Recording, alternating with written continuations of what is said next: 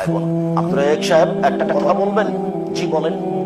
আপনি যে বলেন বিড়ি, তামাক, জর্দা, সিগারেট গুল সব হারাম, এগুলো মদ, এটা কিভাবে? আমরা তো বুঝতে পারলাম না, এটা একটু স্পষ্ট করে দিবেন। হ্যাঁ অবশ্যই, রাসূল সাল্লাল্লাহু আলাইহি ওয়াসাল্লাম বলেছেন মাসকারা কাসীরুহু ফাকালিলুহু হারামুন, যে জিনিসটা বেশি খেলে বিবেকের ক্ষতি হবে তার কমও হারাম। আপনি যদি এখন বলেন বিড়ি হাদিসে লেখা আছে নাকি, যদি বিড়ি হাদিসে লেখা থাকে সিগারেট, তাহলে পৃথিবীতে যত বিড়ি সিগারেট যত ধরন আছে সব লিখতে লিখতে তাহলে কোরআন মাজিদ এত বড়।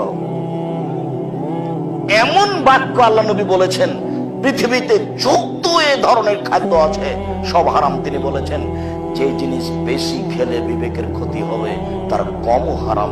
বিড়িগুলো খুলে খুলে খুলে 250 জমা করে একজনকে খাওয়িয়ে দেন, দেখি কি হয়। আল্লাহ রাসূল বেশির পরিমাণ উল্লেখ করেননি, 250 হাফ কেজি